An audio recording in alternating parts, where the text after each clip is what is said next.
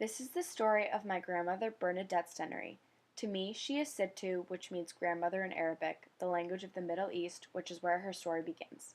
Sito was born in Utica in 1940 in upstate New York. She is one of 9 siblings, which eventually became 8, as unfortunately one of her siblings died at an early age. She is the youngest of the 9 siblings, so she was predictably the favorite. Her parents were straight off the boat from Lebanon. They came over legally in 1922 to Ellis Island on a ship called the Olympic, which left from France. At this time, France and Lebanon were in collaboration, so it was understood that she came over on a Lebanese ship. Her father's name was originally Essa George Shahood, but they didn't know how to spell Shahood, so they just dropped it. Hence why my grandmother's maiden name is George, which became Stenery when she married my grandfather. Sito's parents lived during the Great Depression, along with 4 of their children. Since Sito is the youngest, she was not born at that time, so she can't speak much about it. However, her father told her stories about how he worked wherever he could to support his family. One job he had was working in a factory, but he really worked wherever he could earn a few extra pennies. Being an immigrant family, it was even harder to make money back then. Seeing as it was so hard to make money, her father was forced to go on welfare for 6 months to support the family. However, he hated that he had to take the money, and so he always kept track of everything he took, right down to the last cent. Amazingly, once he had a steady job and was able to support his family once again, he made sure to pay back everything that welfare had ever given him. For her whole life, Sito lived in Utica, and my Aunt Renee still lives there today. Sito says it hasn't changed much since she lived there as a child. After the Great Depression, their family needed a new source of income, and so her father went into farming and worked the fields of different farmers, but this still wasn't a lot of money. One day, they were able to buy their own farm in New York State, but they didn't live on it. Eventually, they learned the trade well and owned multiple farms where all the family members worked. On the original farm, they grew different kinds of vegetables, but as time went on, they transitioned from vegetables to beans and peas. In terms of their schooling background, her mother did not go to school except maybe 1 year, and her father went to school up until 5th grade. Her father's one wish for her and her siblings was that they were to graduate high school, because he never did. Growing up in a Middle Eastern family, the language barrier was a tricky obstacle to maneuver. Her mother and father spoke Arabic, as well as her first 5 siblings. Arabic was their first language, so they had to learn English. It was the only language spoken in school, so everybody had to learn it. Sito and all of her siblings went to a Catholic school from kindergarten to 8th grade, which was especially difficult for a Middle Eastern family because their customs were so different. Growing up in a Middle Eastern family, the food was much different than what the other kids were eating. Most children had a peanut butter and jelly sandwich for lunch, while my grandmother ate a fried pepper sandwich. Sometimes she was self-conscious because she didn't have the lunches that the other kids had. Food is a very valued custom in Middle Eastern culture, as it is in many cultures. One tradition that was common in Middle Eastern families was to make Arabic bread and distribute it. Situ's mother used to mix 25 pounds of flour to make Arabic bread on a wooden stove. After it was finished baking, she distributed the warm loaves to neighbors in the surrounding area, which was a very important custom in her family. Another custom that was very important was the value of food itself.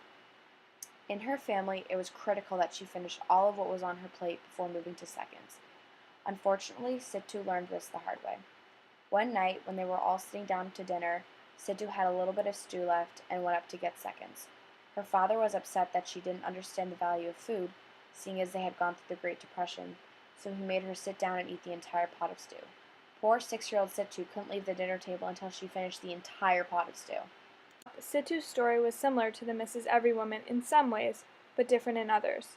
There were many customs that Sito had to adhere to. One of these customs was getting along with her siblings, which was a common rule for all households. But coming from a strict background, her parents didn't want any sort of arguing in the house. Whenever Sito and her siblings had an argument, they were expected to keep it quiet and figure it out on their own. Both of their parents expected a peaceful and quiet household, and it was up to them to figure out their own problems. Another custom was that girls were absolutely forbidden from smoking.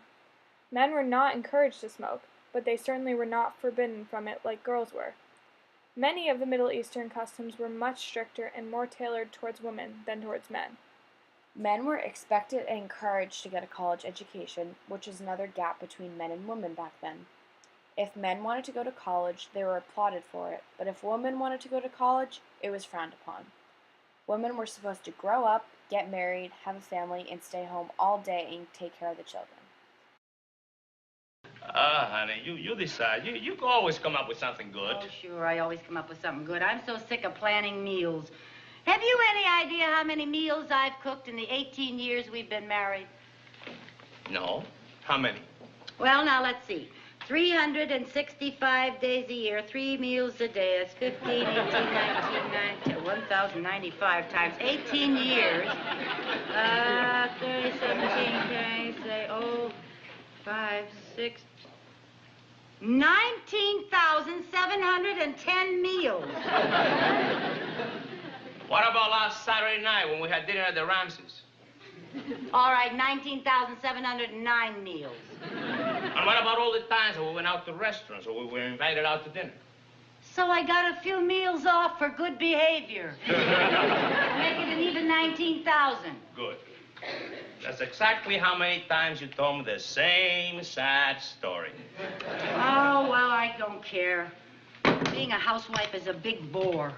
Cook the meals, do the dishes, make the beds, dust the house. Cook the meals, do the dishes, make the beds. Nowadays, women are encouraged to go into the workplace, which is a big contrast from the environment my grandmother grew up in. No girls in Situ's family went to college, and only one of her brothers went to college.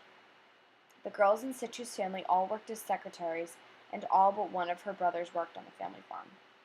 Another custom was that both Middle Eastern and a little bit American was that people were frowned upon for wearing shorts.